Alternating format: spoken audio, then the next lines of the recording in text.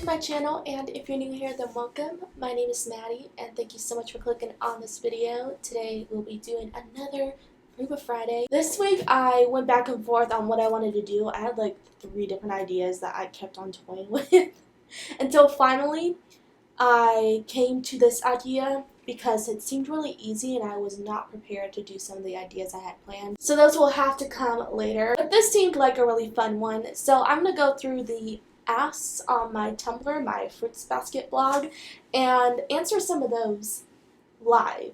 I thought that would be really cool to do because I've never done anything like that before. It's kind of like a Q&A, although I didn't outwardly ask y'all to send me questions for a Q&A. I'm just answering my Tumblr asks, so it's kind of like it, but not quite. So my ask box on Tumblr is filled to the brim. I don't think I've ever had it this full before, partly because it usually takes me forever to answer my Tumblr asks, which is really bad. I love answering them, but sometimes I let them get so full without meaning to, and I kind of forget to go back and look at it. So that's why it gets so full. And lately I've been sent more asks than usually for some reason. So now is the perfect time to do this video so I can get some of these asks out of the way and get them finally answered. I will not be answering any spoiler questions about Fruits Basket during this video just because I don't want to spoil any of you, so I'm going to skip over those questions because I think I have a few of those, but all the rest we shall get to. So let's just get started and see what I have. So I have some dating back to probably like a month ago. I feel so bad that I've let these sit here for so long. So let's get to those because I really need to answer those. Oh my gosh, guys, half of these are spoilers. Maybe it was wrong for me to do this video. I'm like, I can't answer all of these on camera. I'm so sad. Okay, this one finally is not a spoiler one. So this one is actually not from an Anon. It's from Basket of Roots. So thank you so much for sending this question. It says, when parents give birth to zodiacs, do you think they have to cut themselves off from their family and friends because their child cannot interact with anyone of the opposite sex? Which is such a good question, and actually I've never thought about that before. I do wonder how the other side of the family that is not part of the Soma family of, you know, one of the zodiac members' parents, I wonder how it is that the family makes it so that the non-Soma family members do not find out about their child. Because if you think about it, you know, everyone wants to hold a newborn baby. So how do you tell the non-Soma part of the family, you can't hold my baby? They can't say it's because their child is going to turn into an animal because they have to keep that a secret. And I bet the family would freak out and not believe them in the first place. But how do they go about that?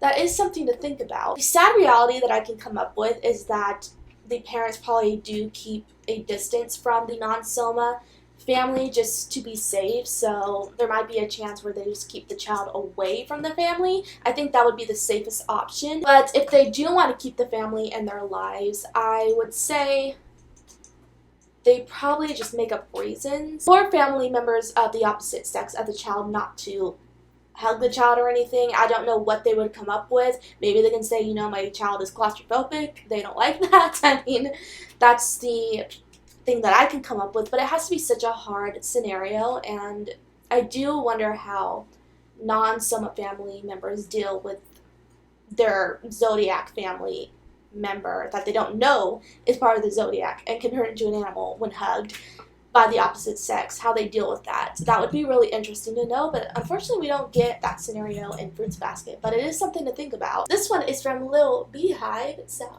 thank you for sending this if you're watching this video.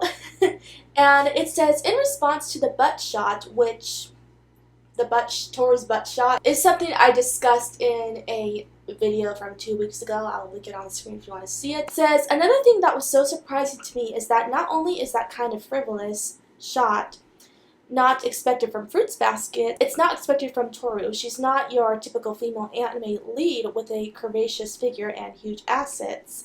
So it's like, thanks for showing us some cheeks in a one-piece bathing suit. I mean, you have a point. She's not the kind of character where you would expect to see something like that. And at the same time, though, and this is something that's been talked about before, it kind of bothers me how some people will be like, oh, she's way too innocent for stuff like that. And I'm like, okay. She can appear innocent, but still have, it's an awkward thing to talk about, but the kind of urges that everyone else has too, I mean, she's still a person. So it always bothers me when others are like, oh, she's too pure to be seen like that or shown like that, when that type of thing is completely normal, if you know what I mean. I mean, it's not something that we should judge her on at all, because something I have seen in this fandom before is people judging her for, oh my god, it's a spoiler, I can't say it, but they have, I can't say it. Okay, never mind, I won't go for that. I'll have to talk about that when I'm not holding back from spoilers. But to sum it all up, it just bothers me when people are like, she's too innocent to do those things, to be seen like that, when it's like, she's a person too. She's just like the rest of us. Like, calm down. But I do get what this ask is talking about, and the fact that Toru usually isn't shown like that, appearance-wise. Outwardly, we don't see her like that. So I get that. It is really off-putting to, see her butt on the screen, even though it really didn't bother me. I'm so over it at this point, and it never bothered me in the first place. I think it was blown a little out of proportion, but yeah, I understand that. This one I don't think is a spoiler because it's about Kyoko and Katsuya, which is Toru's parents, and we already know that Katsuya is dead, so it's not really a spoiler. So I'm going to read it.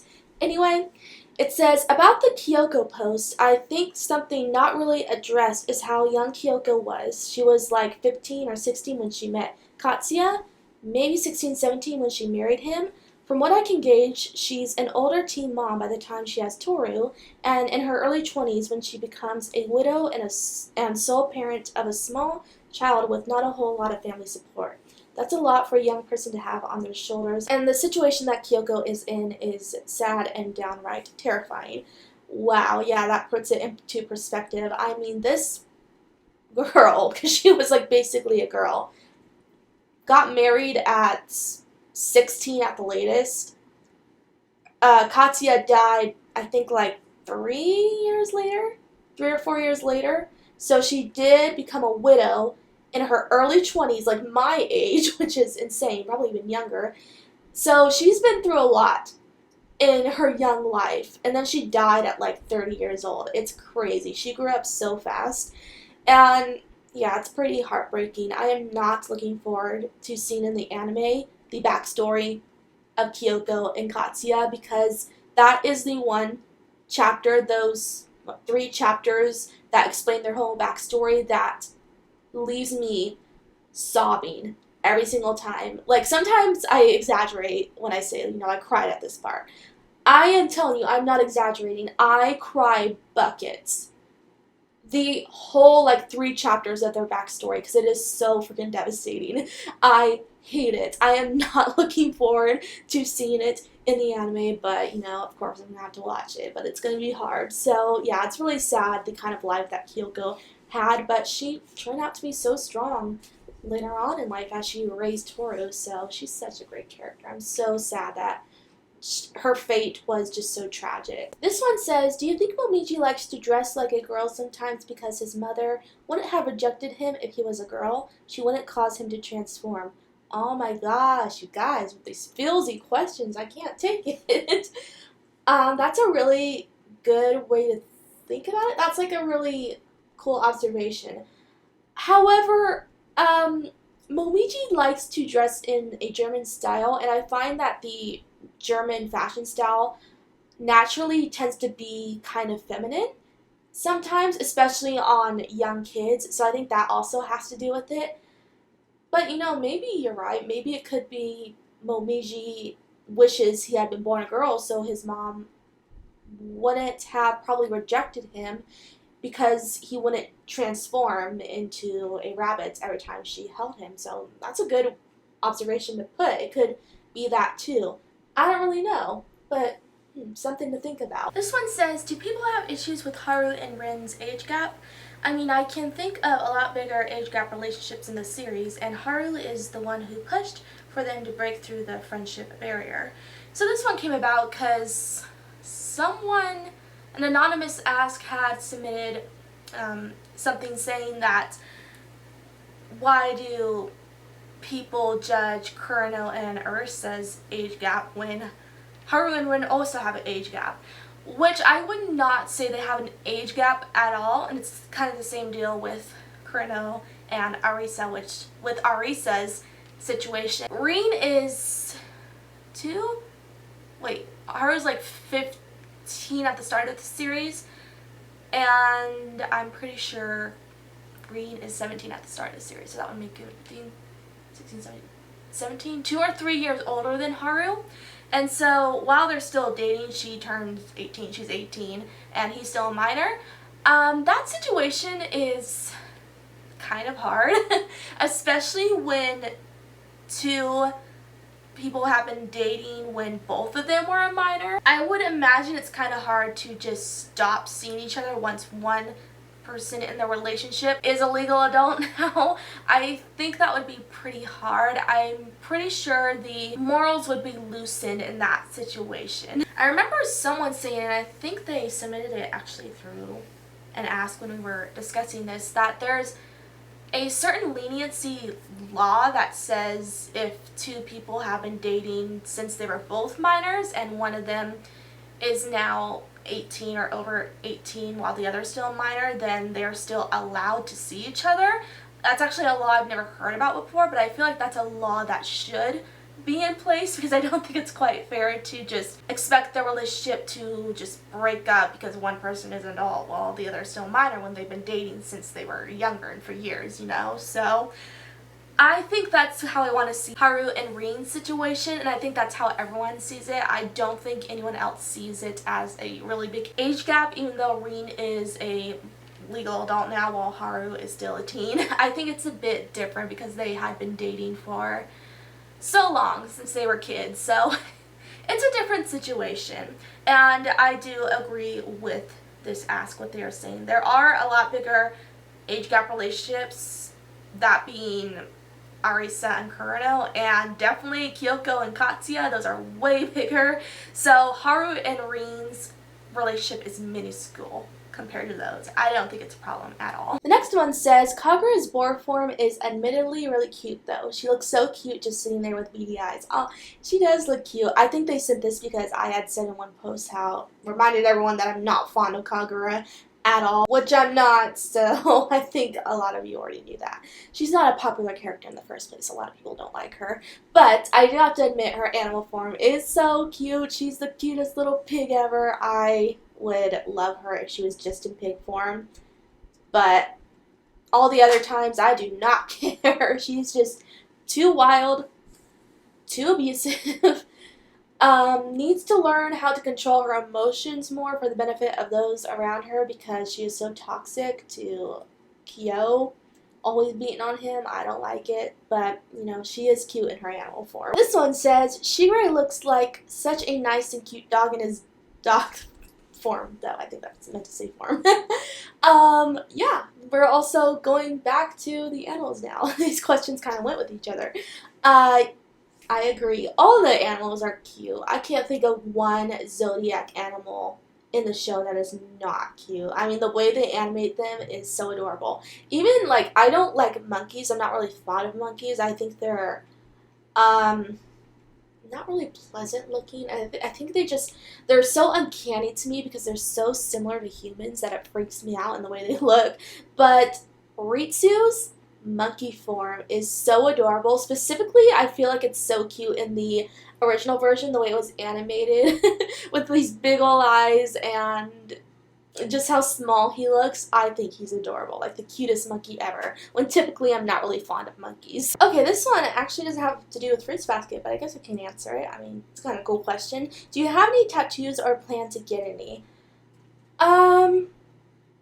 I have always wanted a tattoo. I don't have any, but I have thought about it. The thing is, the way I grew up, tattoos were really frowned upon. I was just kind of raised that way, that you do not get tattoos, you do not mark your body like that at all. But I have always wanted one. I would never do something huge and do like a lot of tattoos on my body because that kind of look isn't my cup of tea. I think it looks cool on other people, and if you want to do that, that's awesome. But I'm not the overly tattoo type of person. I would get probably something small, and it would definitely be a fruits basket tattoo for sure. If not, then I would probably get a Taylor Swift lyric quote on me. I'm not quite sure which one, but I probably would.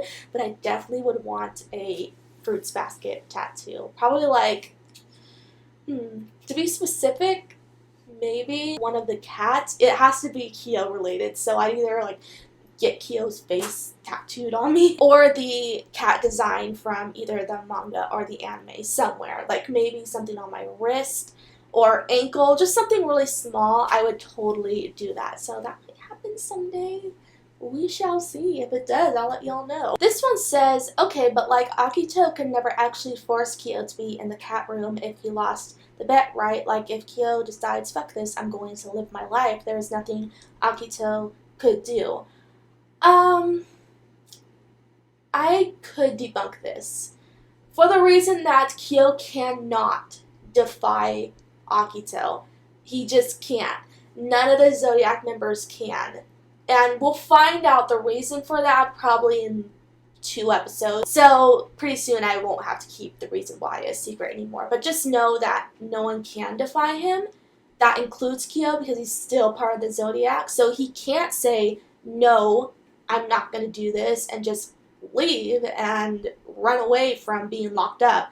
He can't, because no one can defy Akito because of the curse. No one can go against him, which makes it so none of them have a voice. They can't stand up for themselves. So 𝑘𝑒 would have to go along with being locked up even though he doesn't want to because he has to obey Akito. It's really quite sad and scary, but that's just something that the curse has. They have to obey Akito.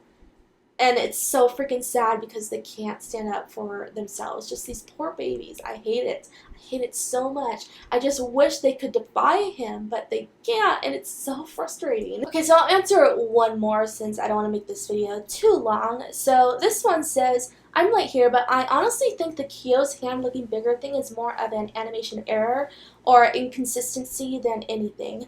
I mean, not that I would not want to see them grow up over time in the anime, because I hope they do, but I've noticed a lot of animation inconsistencies, which, yeah, will happen and is common, that not every frame will be perfect, but sometimes it's a bit off like that. Like, for me, sometimes they look like sticks, and I just, LOL. I love how you just trailed off there.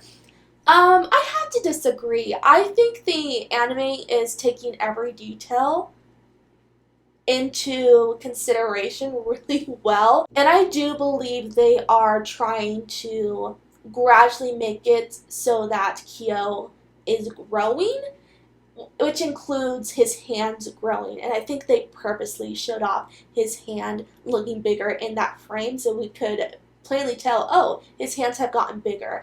I don't think it's an animation inconsistency, even though I do agree there are some animation inconsistencies here and there where things don't quite look right or proportionate. That's going to happen. Like you said, not every frame is going to be perfect. But in this case, I really do think they're trying to show in certain areas and at certain times that 𝑘𝑒 is growing, and I think that's why his hand looked bigger. I mean, you could be right, it could be that, but I honestly like to believe that they purposefully made his hand super big in that frame so that we can see that he has been growing. So I'm gonna go with that. So that is it. I actually do want to do this again. I thought that was really fun. Let me know if you guys want to see this type of video again. I still have a lot more ass to go through in my ass box, so still have some work to do. I think I will do a separate video just going through my spoiler ass, because those were some pretty great questions and I just could not answer them here because I'm trying to keep this video spoiler free, but maybe in the next few days I'll answer some of those questions live on here. So let me know if you want to see that, because I think that would be cool to do. I'll be back next Friday with another Fruba Friday. I'm planning to do a more discussion type video next week. hopefully, unless something changes and some new discussion comes up in the fandom or in the anime. Actually, I think what I'm going to do next week is go into more detail on my thoughts on Monday's episode, because Monday's episode is going to have a lot to talk about. I'm so excited to talk about things that I have not been able to talk about because I would be spoiling, but they'll be in the anime by Monday, by next episode, so I can talk about them now. So I'll probably do that, but we shall see. Either way, I hope to see you next Friday for another 𝑓𝑟𝑢𝑖 Friday, so do look out for that if you are interested in seeing it. And if you like this video, be sure to like, comment, and subscribe for more anime-related videos and anime reactions. And also be sure to click that bell icon beside the subscribe button if you want to be notified for whenever I post a new video. And I'll see you in my next one. Bye!